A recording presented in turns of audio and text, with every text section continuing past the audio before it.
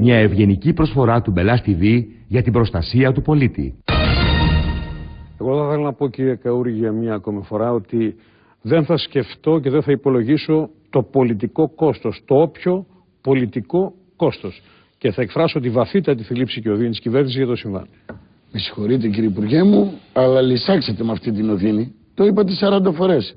Εδώ ο νεαρός δολοφονήθηκε. Τι να την κάνουμε την οδύνη σας? Σας παρακαλώ, κύριε Καούρη, δεν θα μου απαγορέψετε να εκφράσω την οδύνη. Σε λίγο δηλαδή θα μας πείτε ότι μας βόλεψε αυτή η κατάσταση με το συμβάν αυτό το αποτρόπαιο, γιατί θέλουμε, ας πούμε, να αποπροσανατολίσουμε τον κόσμο, να στρέψουμε δηλαδή τα μάτια της κοινής γνώμης εκεί για να μην βλέπει το βατοπέδιο. Πώς θα γίνει? Εν πάση περιπτώσει, ηρεμήστε, εγώ θέλω να συζητήσουμε για αυτά που γίνανε στη συνέχεια, για τις ζημιές. Κάηκαν τράπεζες, κάηκαν επιχειρήσεις μικρομεσαίες, χάσαν την περιουσία τους φτωχοί άνθρωποι. Έχουμε ήδη ενεργήσει και για τις τράπεζες συγκεκριμένα έχει εγκριθεί ένα κονδύλιο, νομίζω είναι της τάξης κάποιων λίγων δισεκατομμυρίων ευρώ, για να αποκατασταθούν οι ζημιές, να φτιάξουν τις βιτρίνες οι άνθρωποι για ψυχικές ευθύνες που τράβηξαν οι τραπεζίτες από το σοκ που υπέστησαν όλα αυτά. Καταλαβαίνετε, ήταν κάτι πολύ σοβαρό. Ναι. Και να αποκατασταθούν οι ζημιές και εξέφρασα και την βαθύτατη οδύνη μου.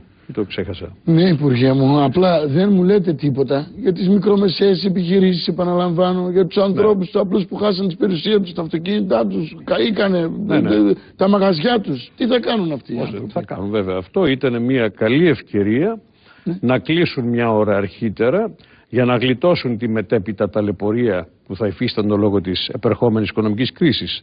Καταλάβατε, αυτή ήταν μια πάρα πολύ καλή ευκαιρία να κλείσουν από τώρα, ας πούμε, για να γλιτώσουν. Μάλιστα. Αν δεν έχετε κάτι άλλο να προσθέσετε. Η βαθιά μου οδύνη θα ήθελα να εκφράσω, δεν ξέρω αν το είπα αυτό. Τη βαθύτατη θλίψη και οδύνη, τη δική μου και της κυβερνήσεως θα ήθελα να εκφράσω. Κύριε Υπουργέ, τι να σας πω? Να είστε καλά. Καλή συνέχεια. Να είστε καλά, κύριε Υπουργέ.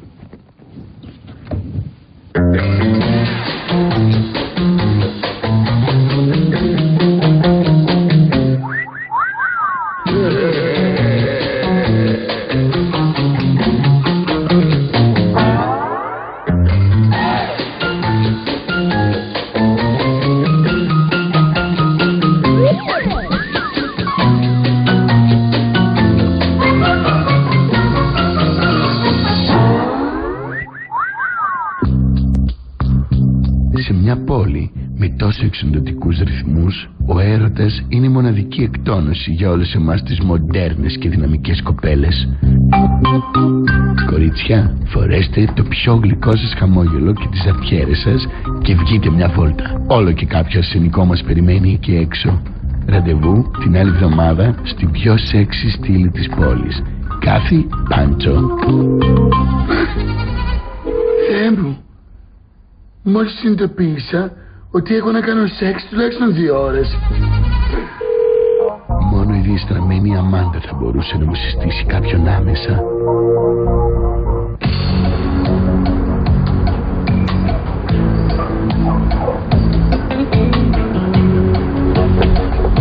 Έτρεξα στο νέο της σπίτι. Δεν ήξερα όμως ακριβώς που είναι.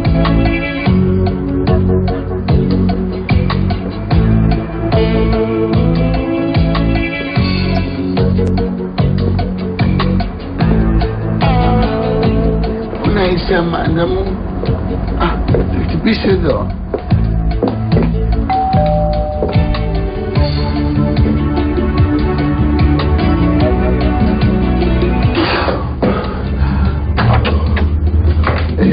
Γεια σας.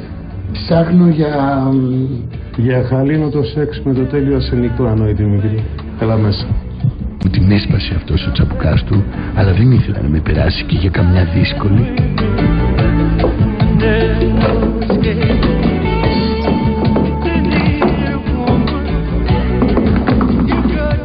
Ποτέ δεν ξέρεις που μπορεί να σε βρει ο έρωτας. Σήμερα ανακάλυψα πως και το door to door έχει τη χάρη. Ακολουθούν διαφημίσεις. Θέλετε να αναστήσετε τη λίμπιντό σας? Θέλετε να θυμηθείτε τα παλιά ωραία χρόνια και να ζήσετε άλλα τόσα ευτυχισμένοι? Φρέσκο γάλα, Καβλοντούρ.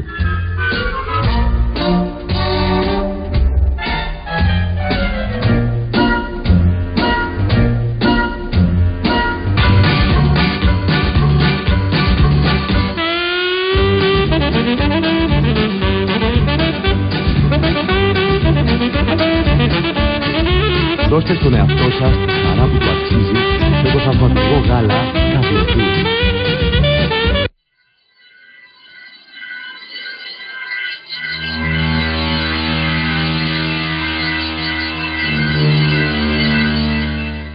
Ώστε κύριε Μπαρδάνη, είστε σίγουρος, επιμένετε ότι εκεί που πετούσατε ήρθε δίπλα υπτάμενος δίσκος με ούφο. Πώς, αφού τον είδαμε.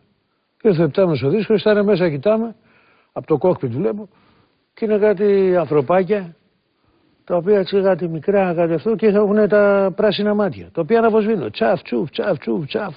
Τι ήταν, στροφάκια ήταν αυτά.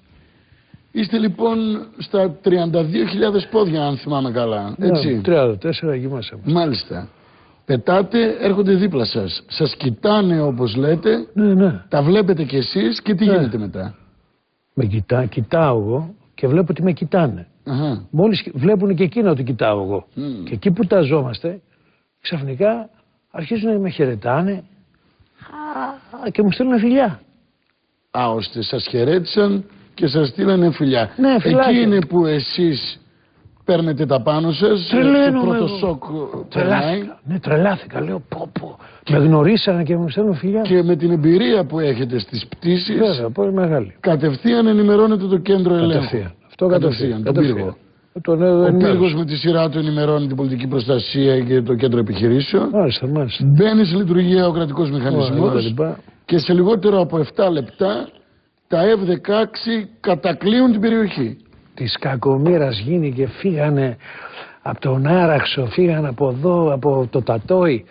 Ξέρετε τι έγινε πάνω, σκοτεινιάς ουρανός. Πολύ όλα, χαμός. Μεγάλη κινητοποίηση, δηλαδή κινητοποιηθήκαμε πάρα πολύ γρήγορα. Κύριε Μπαρδάνη, έχετε υπόψη σας ότι αυτό που κάνατε στοίχησε στον ελληνικό λαό 15 εκατομμύρια ευρώ σε καύσιμα για τα F-16. Τώρα εντάξει κύριε Παπαδάκη, μην το συζητήσουμε αυτό, γιατί είναι ντροπή. Ρωτά τους εξωγήινους πώς αξοδέψαν να έρθουν από το γαλαξία που ήρθαν οι άνθρωποι. Εμείς δηλαδή να μας περάσουμε για λιγούρια, δεν αξοδέψουμε 15 εκατομμύρια ευρώ. Μάλιστα. Να κολλάμε σε τέτοια θέματα. Είστε λοιπόν για το όνομα του Θεού, ρε παιδιά. Ο μόνος αυτόπτης μάρτυρας. 15 ευρώ έχει ένα μπουκάλι ουίσκι να πει. Για άμα είναι special που πίνω εγώ κάνει 30. 33 κάνει αυτό.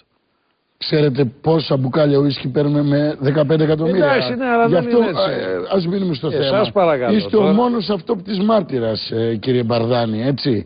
Τι γίνεται μετά? Μετά ενθουσιαστήκανε οι εξωγήινοι, με συμπαθήσανε πάρα πολύ. Από πού βγάζετε αυτό το συμπέρασμα ότι σας συμπάθησαν πάρα πολύ? Εμένα. Ναι. Από πού με συμπάθησαν και το ξέρω? Μάλιστα. Πρώτα απ' όλα, αφού την ώρα που φεύγουνε, μου γράφουνε με τα αέρια τους πάνω στον ουρανό, με τα αέρια τους δηλαδή από τον υπτάμενο το δίσκο που βγαίνουν από τις εξατμίσεις. Κατάλαβα. Ναι, γράφουνε. Τα ξαναλέμε μεγάλε Μπαρδάνη. Μπαρδάνη. Μεγάλε Μπαρδάνη, βέβαια. Μπαρδάνη το γράψανε. Και μετά κάνανε και τους κύκλους Ολυμπιακής. Μάλιστα. Κυρίες και τους σχηματίσανε. Της αεροπορίας Ολυμπιακής. Κατάλαβα. Κυρίες και κύριοι, όπως βλέπετε, οι εξωγήινοι κάνανε το σήμα της Ολυμπιακής μας με τα αέρια τους και σαν να μην έφτανε όλο αυτό όπως φεύγανε, γράψανε «Τα ξαναλέμε μεγάλε Μπαρδάνη». Γιατί άραγε να ασχοληθούν οι εξωγήινοι με έναν απλό πιλότο της Ολυμπιακής μας? Δεν είμαστε απλοί, εδώ είμαστε κυβερνήτης σήμερα. Ναι. 4. Κυρίες και κύριοι, η ερευνητική ομάδα των πυλών του ανεκδιήγητου έψαξε και έβγαλε την άκρη. Μυστική συμφωνία έχει γίνει μεταξύ ελληνικής κυβέρνησης και ούφο, κυρίες και κύριοι.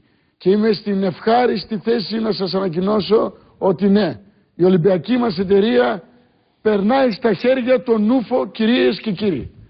Όπως βλέπετε, στη χώρα μας δυστυχώς δεν αλλάζει ποτέ τίποτα. Κύριε Μπαρδάνη, ευχαριστώ που ήσασταν κοντά μας. Γεια μας, τα λέμε. Στην υγεία σας. Να είμαστε καλά. Να τα ξαναπούμε. Και γεια και στα παιδιά, να στείλω και στους εξωγήινους που είναι φίλοι μας τώρα και σίγουρα με βλέπουν στο διάστημα που είναι.